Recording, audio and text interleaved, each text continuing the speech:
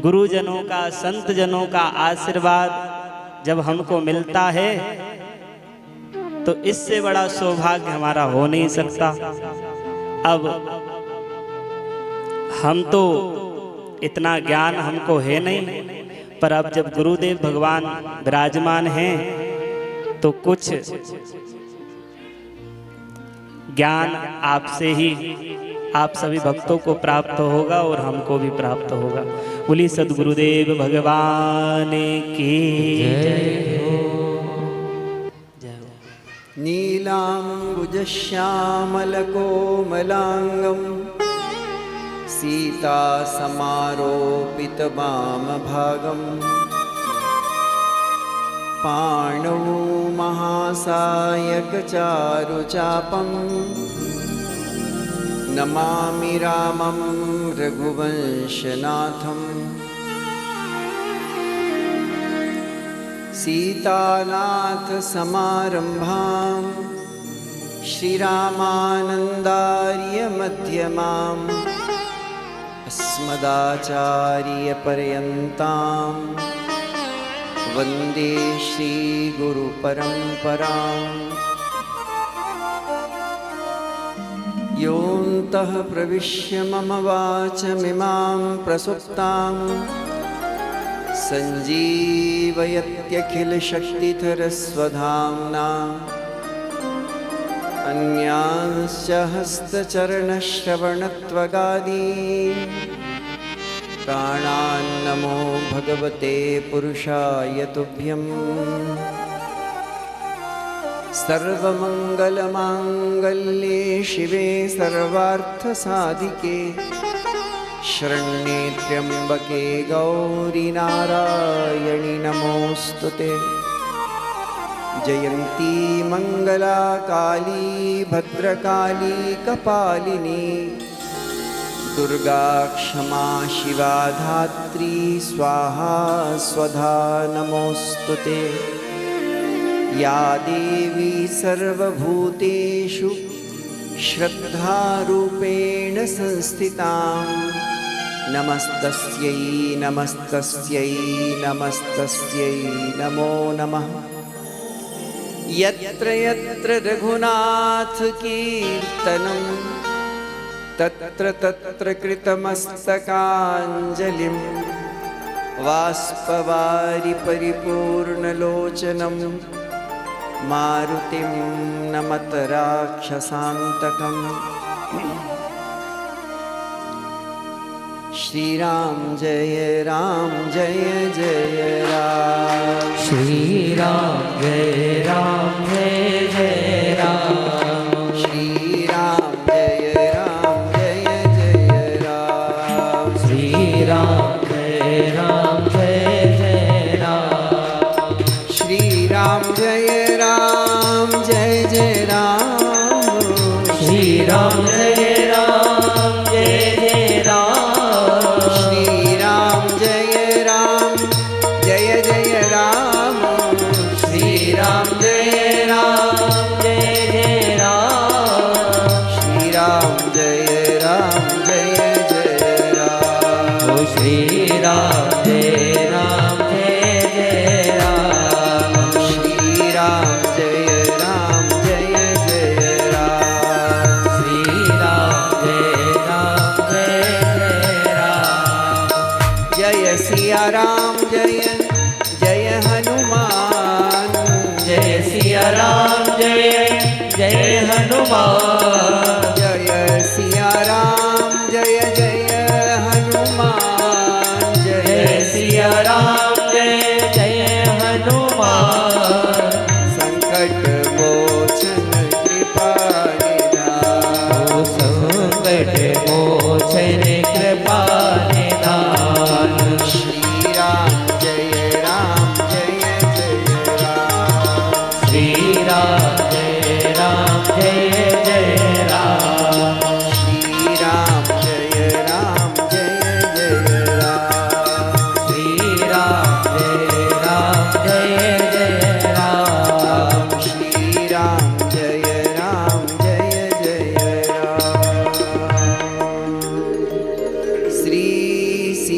रामचंद्र भगवान की जय। जगदम्बा काली मैया की जय हो। जगदम्बा सरस्वती माता की जय हो। जगदम्बा महालक्ष्मी मैया की जय हो। श्री देवी भागवत महापुराण की जय हो। श्री वेद व्यास भगवान की जय हो।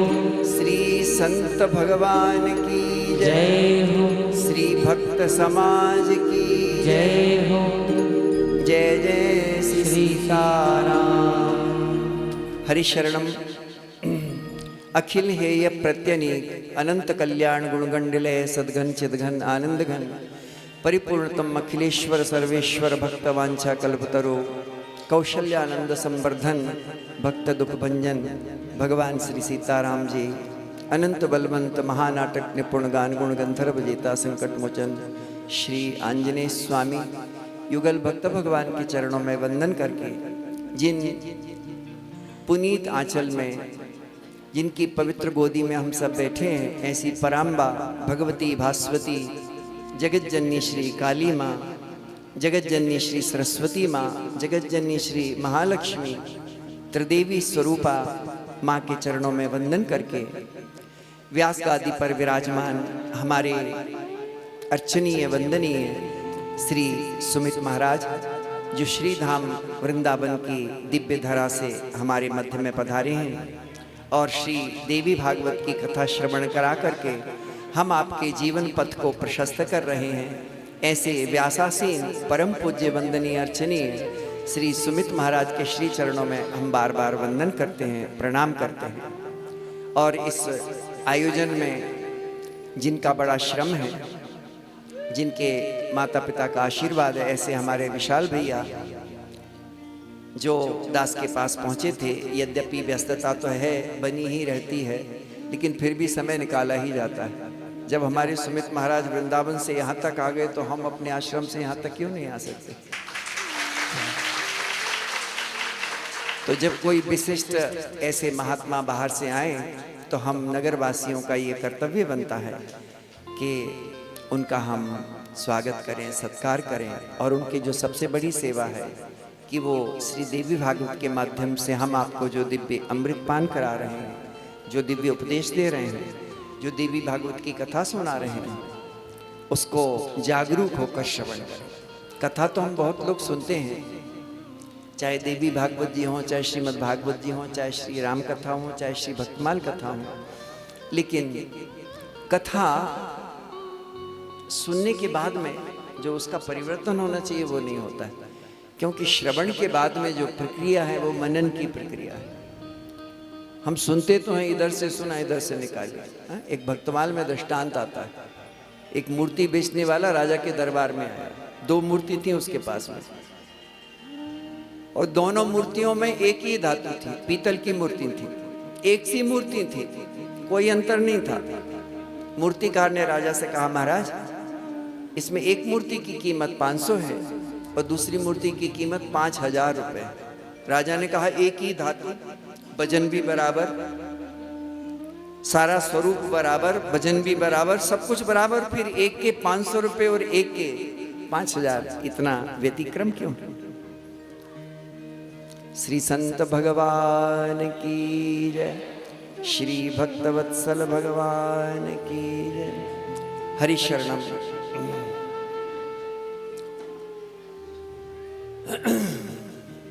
तो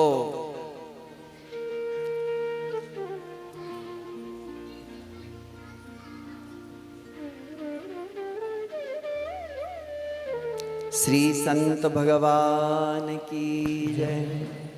आहा, महात्माओं की बड़ी कृपा है। श्री ठाकुर जी की कृपा से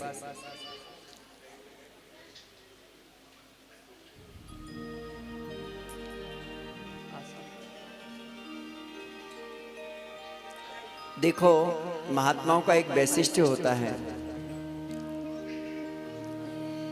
आप यदि महात्माओं के पूजन करेंगे ना तो फिर भगवान के पूजन करने की जरूरत नहीं। आप कहोगे ऐसी बात कैसे? बोले ऐसा ही है। जैसे गर्भिणी माँ के गर्भ में बालक होता है, ऐसे ही हमारे संतों ने, कवियों ने संतों को सुंदरी कहा है। तो जैसे साधारण स्त्री के गर्भ में बालक निवास करता है, ऐसे संत रूपी जो सुंदरी है उसके गर्भ में श्री ठाकुर जी निवास करते हैं। तो जैसे कोई गर्भिणी माँ के बालक को पुष्ट करना चाहे, गर्भिणी माँ के बालक को पुष्ट करना चाहे, उसकी उन्नति चाहे, तो उसको क्या करना पड़ेगा कि जो माँ है उसको अच्छी अच्छी वस्तुएं खिलाए, पौष्टिक वस्तुएं दे, तो उसका गर्भस्थ शिशु अपने आप पुष्ट हो। बस ये दृष्टांत है। इसका तात्पर्य ये है कि संत ही सुंदरी स्त्री के समान है और उनके गर्भ में श्री ठाकुर जी विराजते हैं। इसलिए जब आप संतों की पूजा करेंगे ना, तो उनके गर्भ में बैठे हुए भगवान की पूजा अपने आप हो जाएगी। अंतर्यामी गर्भगत संत सुंदरी माही, तुलसी पूजे एक के दो पूजे जाए। महात्मा की इतनी जो महिमा गाई है ना, महात्मा युक्ति बता देते हैं, सूत्र बता देते हैं। एक सरल दृष्टांत तो सुन लो। एक महात्मा जी कथा कर रहे थे और सुना रहे थे कथा में कि राम नाम से भवबंधन कट जाता है, राम नाम से जीव का कल्याण हो जाता है। रोज यही भगवान के नाम की कथा सुनाए, नाम की महिमा सुनाए। एक पिंजरे में तोता था बगल में, वो पिंजरे में बंद था। और वो कथा जब पूरी होने लगी तो उसने महात्मा जी से पूछा, महात्मा जी आप कह रहे हो कि राम नाम से भवबंधन कट जाता है, हम तो रोज राम राम बोलते हैं, हमारा तो पिंजरे से भी बंधन नहीं छूटा, भवबंधन की तो बात ही छोड़ दो। महात्मा ने कहा नहीं, तुम्हारा पिंजरा का बंधन छूट जाएगा, हम युक्ति बताते हैं। बताओ महाराज। महात्मा ने कहा कल सवेरे जब तुम्हारा सेठ आए, मालिक आए, तो तुम प्राणायाम को साध लेना, पैर उल्टे कर देना, आंखें बाहर निकाल देना और उल्टे होके पड़ जाना, बिल्कुल हिलना डुलना मत, इतना करना तुम। सवेरे तोता ने वैसा ही किया, दोनों पैर ऊपर कर लिए, बिल्कुल आंखें उसकी निकल गई, सांस ले नहीं रहा था, इधर उधर हिलाया डुलाया, इधर झुकाएं इधर झुक जाएं। सेठ ने कहा ये तो मर गया। मर गया तो उस नौकर से कहा इसको खोल के जाओ, बाहर फेंक आओ। नौकर बाहर पिंजरा लेके गया, पिंजरे का द्वार खोला, उसको बाहर फेंका। जो ही बाहर फेंका वो तोता फुर से वहां से उड़ गया और उड़ते उड़ते बोला, राम नाम से कल्याण तो होता है लेकिन कुंजी महात्माओं के हाथ में होती है, वो बता दें तो कल्याण हो जाता है। तो ठाकुर जी के नाम से भजन से कल्याण तो होता है, लेकिन वो भजन कैसे करना है वो संत बताते हैं। इसलिए संतों की बड़ी विलक्षण महिमा है। इस युग में विशेष करके आप देवी भागवत सुने, राम कथा सुने, भागवत कथा सुने, लेकिन हम आपको बताएं आपके परिवार में शांति रहे, सास बहू में, परिवार में, आपस में, पति पत्नी में झगड़ा ना हो, इसके लिए आवश्यक है आप घर में बैठ के भजन करना सीख जाओ। रसोई बनाओ तो रसोई में भी भगवान का भजन करते रहो। हमारे श्री डोंगरी जी महाराज कहते थे जो माताएं रसोई बनाएं तो रसोई में ऐसी भावना रखें कि हम ये जो रसोई बना रही है ये कन्हैया को भोग लगेगा, राधा रानी को भोग लगेगा, सीताराम जी को भोग लगेगा। तो आपका रसोई बनाना भी माताओं बहनों का वो भक्ति हो जाएगा। तो भगवान का नाम जपते रहो, रसोई बनाते रहो, तो आपका पूरा रसोई बनाना भी भगवान का भजन हो जाएगा। तो ऐसे भजन करना है। आपको मालूम है जनाबाई की कथा आती है। जनाबाई है कोई सतयुग त्रेता की बात नहीं कर रहे हैं, इसी कलयुग की बात कर रहे हैं। महाराष्ट्र की एक भक्ता थी, जनाबाई नाम था। वह गाय के गोबर के कंडा बनाती थी, उपला बनाती थी। इस कलयुग की बात बता रहे हैं, आज से लगभग 300 400 500 वर्ष पूर्व की। तो वो कंडा बनाती थी रोज। उसके कंडा एक बार चोरी हो गए। कबीर दास जी ने बड़ी ख्याति सुनी थी जनाबाई की कि जनाबाई महाराष्ट्र में एक बहुत बड़ी भक्ता है, उसकी भक्ति की, भजन की, भगवान के प्रेम की बड़ी महिमा है। तो कबीर दास जी काशी से उसका दर्शन करने आए थे। तो वो कंडाओं को लेके रो रही थी, मेरे कंडा चोरी हो गए। कबीर दास जी ने कहा इसी को बहुत बड़ी भक्ता कहा है, ये तो थोड़े से कंडा गाय के गोबर की चोरी हो गए तो उसमें रोने की क्या बात है, और कंडा बन जाएंगे, गाय के गोबर की कमी थोड़ी है। लेकिन वो रो रही थी, रो ही रही थी। कबीर दास जी ने समझाया तू कैसी भक्ता है, थोड़े से गाय के गोबर के कंडा चोरी हो गए तो हो जाने दे, और गाय का गोबर है ले लेना, कंडा बना लेना। ने बोले नहीं, मेरे कंडा दूसरे हैं, साधारण कंडा नहीं है मेरे। तेरे कंडों की क्या विशेषता है?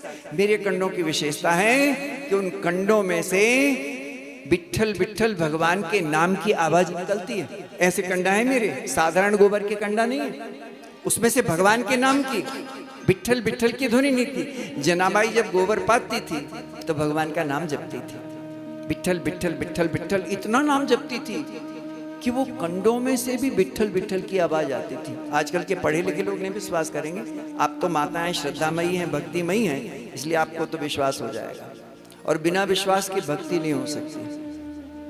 इसी कलयुग में मीरा ने, गिरधर का चरणामृत है ऐसा किसी ने कहकर के भेजा राणा ने, और मीरा ने पी लिया, यद्यपि जहर था वो।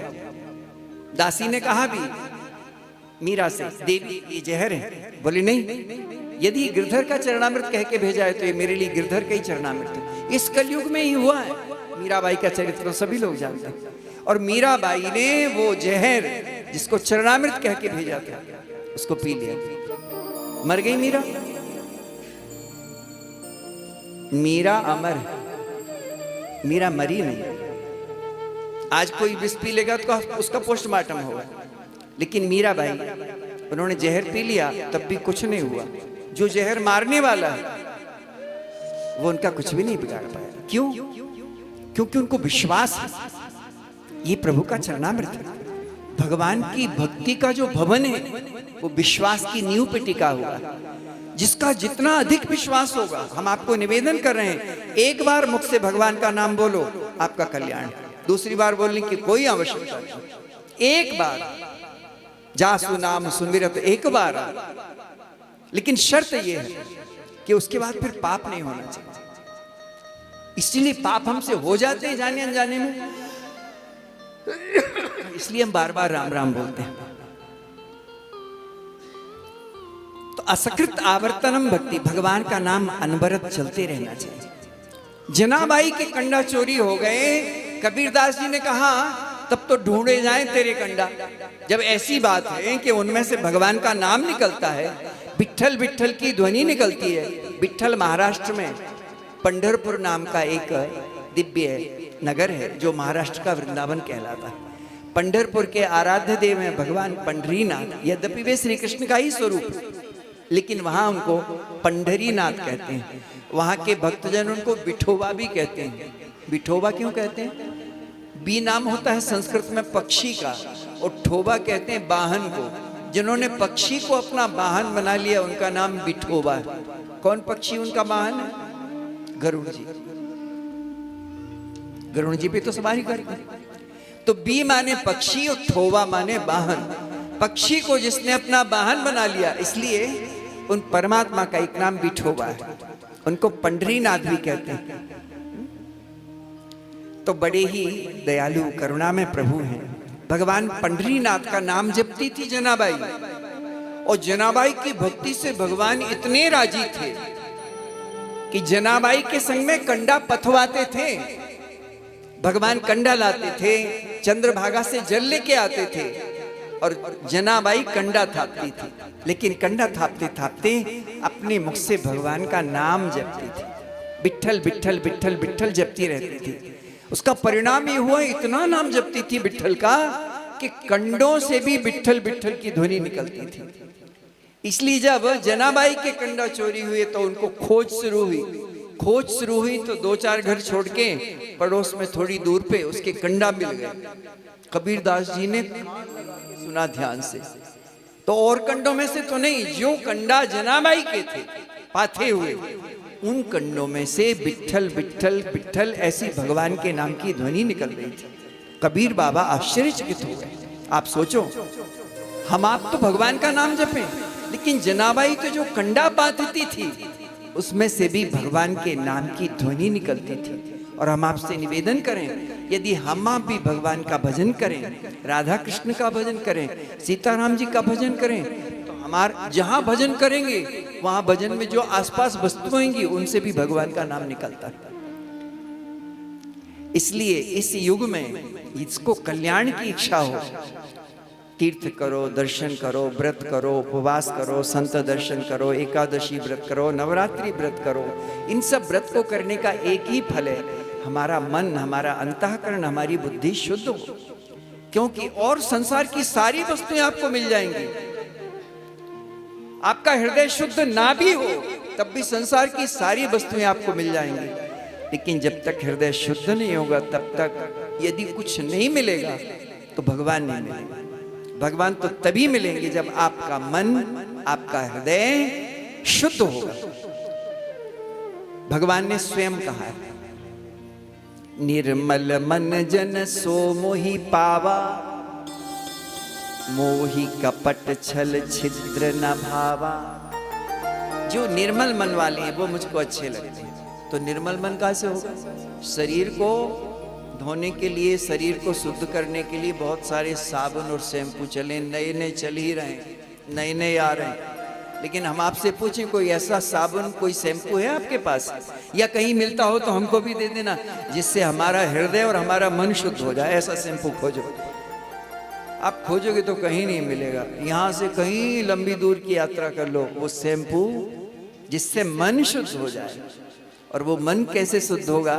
का हमारे सुमित महाराज जो देवी भागवत की कथा सुना रहे हैं, संत लोग जो राम कथा सुनाते हैं, जो कृष्ण कथा सुनाते हैं, उस कथा को यदि ध्यान से सुनेंगे तो वो कथा जब कान से होकर के हृदय में आएगी तो हृदय में जितनी गंदगी है उस गंदगी को वो कथा साफ कर देगी और फिर आपके हृदय सिंहासन पे श्री राधा कृष्ण, श्री सीताराम जी महाराज विराजमान हो जाए। इसलिए सबसे कीमती वस्तु है हमारा हृदय शुद्ध। और जब आपका हृदय शुद्ध हो जाएगा ना, तो ये आपके छोटी छोटी बातों को लेकर घर के झगड़े होते हैं ना, ये अपने आप बंद हो जाएगा। आप तो भजन करना शुरू कर दो, कथा सुनो रोज और भजन करो। आप कहो कि महाराज ये कथा तो सुमित महाराज थोड़े दिन सुनाएंगे फिर चले जाएंगे, बंद करके पूर्णाहुति करके श्रीधाम वृंदावन चले जाएंगे, तो भले ही सुमित महाराज हम सबको सुना के चले जाएं, लेकिन हमारा जो नित्य का सत्संग है, घर में आपके रामायण है, उस रामायण को खोल के पढ़ो। जो घर का स्वामी हो, मालिक हो, वो ऐसे जैसे सुमित महाराज बैठे ऊंचे पे बैठ जाए, एक एक चौपाई पढ़ें, उसका अर्थ करें, गीता का हिंदी पढ़ें, उससे भी पूरे परिवार के संस्कार बनते हैं। ये भी रोज का सत्संग है। और वही गृहस्थाश्रम धन्य है जिसमें नित्य सत्संग होता है। सानंदम सदनम सुताश्च सुधिया कांता मनोहारिणी सन्मित्रम सुधनम स्वयोषिति रति क्रीडा रता सेवकाः सन्मित्रम सुधनम स्वयोषिति रति। जिस घर में आनंद ही आनंद,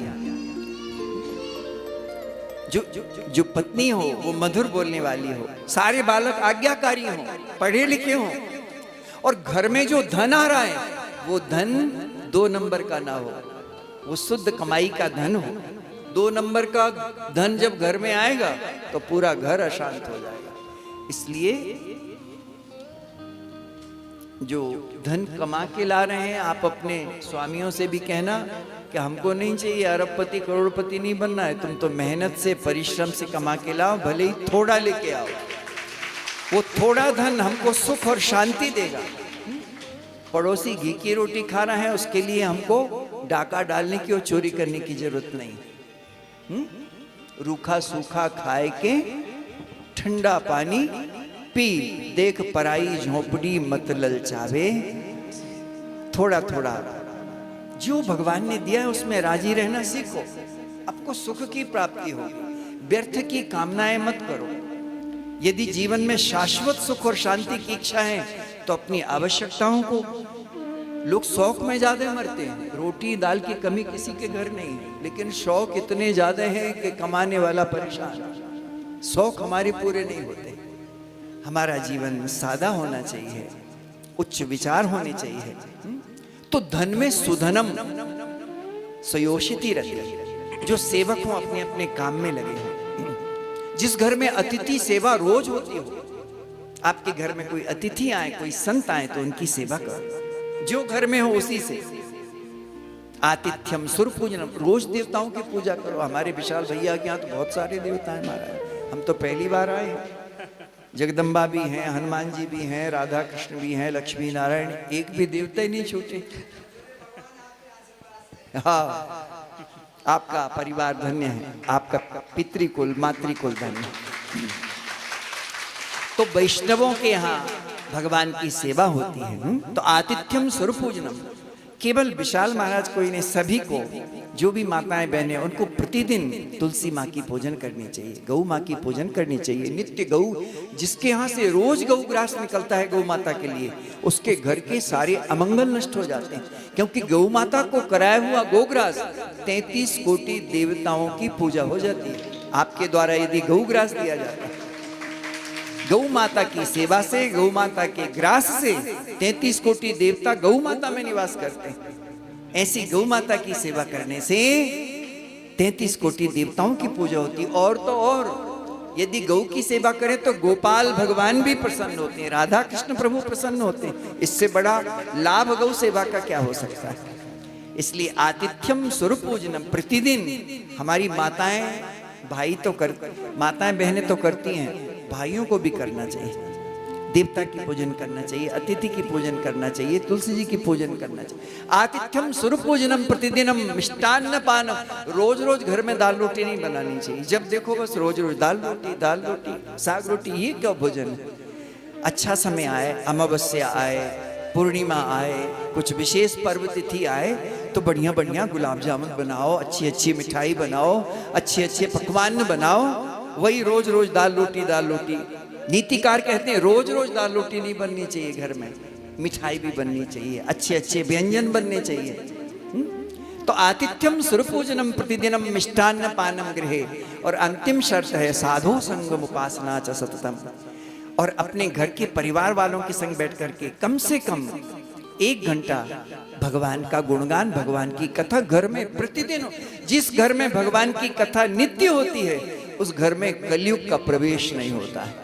जिस घर में हरि संकीर्तन होती है, हरि कथा होती है, इसलिए 1 घंटा बैठ के पूरे परिवार के लोग हरि संकीर्तन करो, हरि सीताराम जी की, राधा कृष्ण की कथा कहो। इतने सारे पुराण शास्त्र हमारे पास हैं। तो आपका घर जहां है वहां ही स्वर्ग हो जाएगा। जो उसमें आएगा उसका मन प्रसन्न हो जाएगा। तो आतिथ्यम स्वरूपूजनम प्रतिदिनम मिष्टान्न पानम गृहे साधु संगम उपासना च सततम धन्यो गृहस्थाश्रमा। इसलिए हमारा निवेदन है, हमारी प्रार्थना है माताओं बहनों से, सभी से। हमारे भैया सुमित जी महाराज भी आए हैं, जो अच्छी अच्छी बातें बता रहे हैं उनको सुन करके धारण करो। और प्रतिदिन बैठ करके, जैसे जनाबाई रोज भगवान का नाम जपती थी, इतना नाम जपती थी कि कभी कभी संत सेवा के लिए गेहूं पीसना पड़ते थे। अब ना हो गई है ये बिजली वाली चक्की। पहले हमारी माताएं बहनें सवेरे जल्दी उठ जाती थी, और वो जो पत्थर की चक्की है ना, उसमें गेहूं डाल के सवेरे तक इतना आटा गेहूं पीस लेती थी कि दिन भर के भोजन के लिए, सुबह और शाम के लिए गेहूं पीस लेती थी। तो कुछ श्रम होता था चक्की से।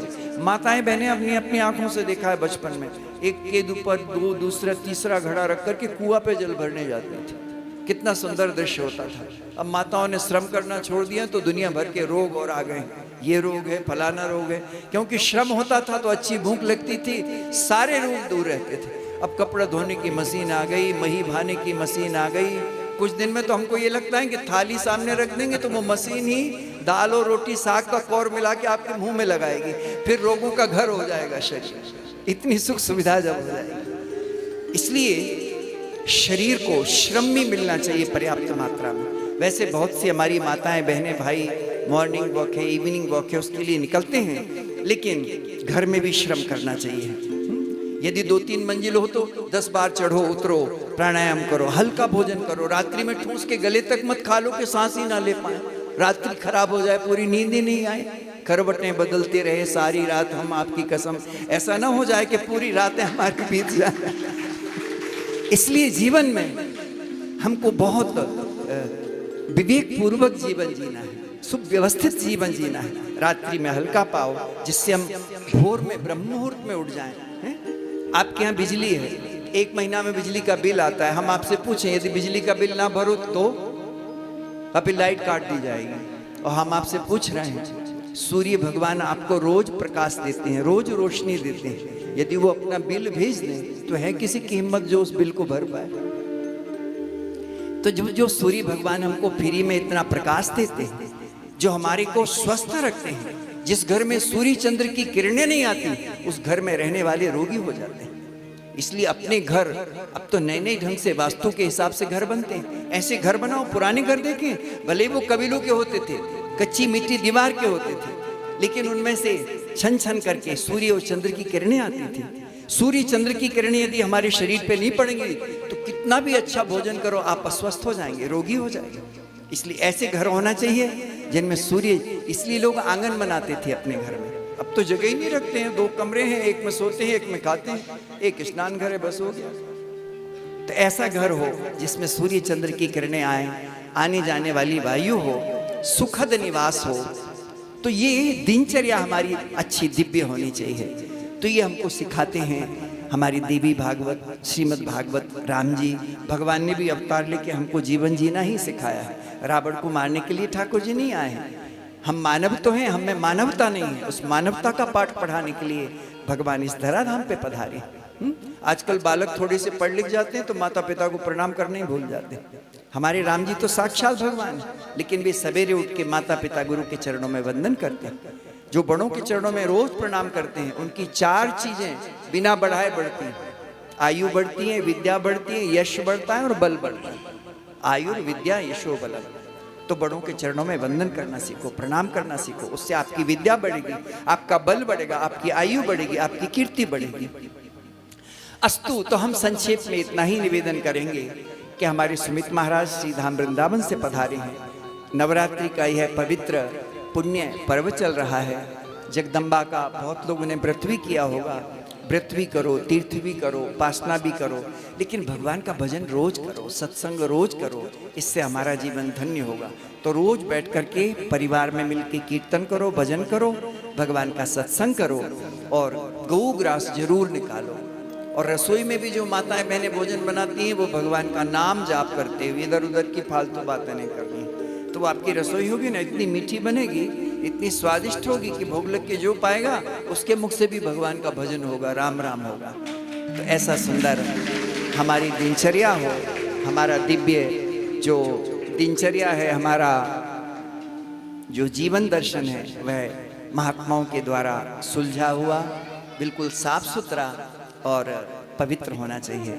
तो महात्माओं की सन्निधि की ये सबसे बड़ी महिमा है कि वे हमको जीवन जीना सिखाते हैं। तो महात्माओं की वाणी सुनो और उसको जीवन में उतारने का प्रयास करो, बस बहुत अधिक नहीं। जगदम्बा के चरणों में वंदन करके, हमारे व्यासासन पे विराजमान पूज्य श्री स्मित भैया के चरणों में वंदन करके, श्री देवी मैया के चरणों में बार बार वंदन करके, आप सब श्रद्धामयी माताओं बहनों को हमारा वंदन है, प्रणाम है। जो भक्त हैं उनको हमारा राम राम, विशाल महाराज को भी राम राम। तो जो कथा का क्रम चल रहा है उसको बढ़ाएं। और वहाँ पे भी भक्तमाल की कथा चल रही है अपने नौलखी घाट पे, भैया अभिषेक जी सुना रहे हैं 4 से 7 बजे तक। तो अभी तो यहाँ चल रहा है, यहाँ पूरा हो तो वहाँ शुरू कर दो, जिसको जैसा समय मिले। राम नाम की लूट है, लूट सके तो लूट, अंतकाल पछताएगा प्राण जाएंगे तो। सियावर रामचंद्र श्री जगदम्बा मातु की जय। जय जय श्री सीताराम, जय जय श्री राधे श्याम। बोलिए सद्गुरुदेव भगवान की जय हो।